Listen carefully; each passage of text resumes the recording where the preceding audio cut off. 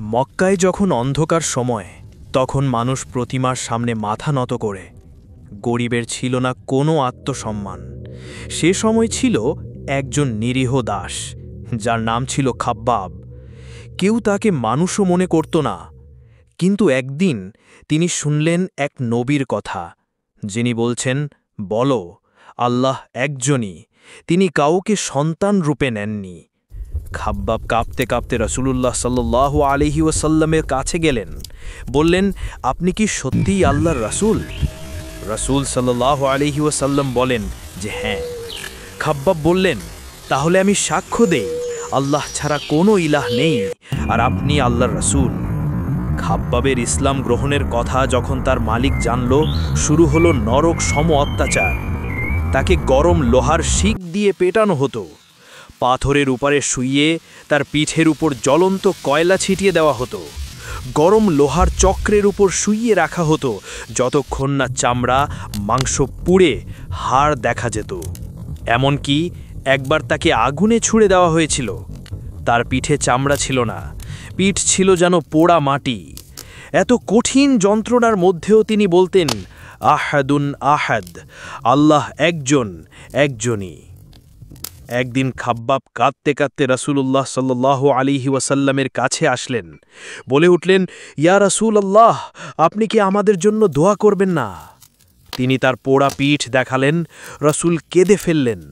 কিন্তু তিনি বললেন, তোমাদের আগে এমন লোক ছিল যাকে মাটিতে শুইয়ে করাত দিয়ে কেটে দ্বিখণ্ডিত করা হতো, তবুও তারা দিন ত্যাগ করত না।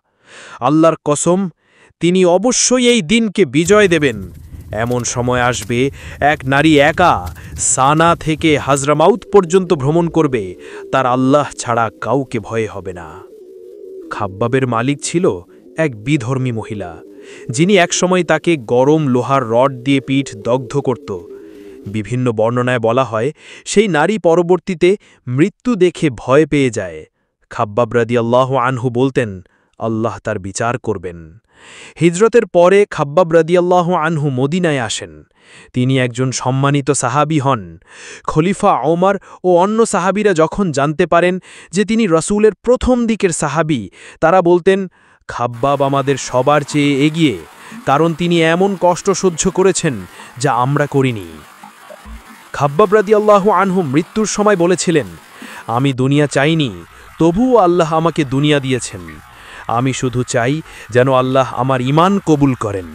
তাকে দাফন করার পর এক সাহাবী বলেছিলেন, এই কবরে এমন একজন মানুষ শুয়ে আছেন যার পিঠ আগুনে পোড়া, কিন্তু হৃদয়ে ছিল জান্নাতমুখী। তুমি যদি সিজদায় কাঁদো, তাহলে কষ্টেও দাঁড়িয়ে থাকতে পারবে। ঈমান মানে শুধু বলা নয়, জ্বলন্ত কয়লায় ঈমান বাঁচানো। এক দাসও রসুলের প্রিয় সাহাবী হয়ে ওঠে ঈমান দিয়ে। মুসলমান হলে কষ্ট আসবেই, তবে সহ্য করলে জান্নাত নিশ্চিত। যদি কেউ তোমাকে নির্যাতন করে দিনের জন্য, তুমি একা নও। খাব্বাব রাদিয়াল্লাহু আনহু ছিলেন তোমার মতোই। আপনার সবচেয়ে প্রিয় সাহাবী রাদিয়াল্লাহু আনহুর নাম কি? কমেন্ট করে জানালে খুশি হতাম। ভালো লাগলে ভিডিওটিতে একটি লাইক দিতে পারেন।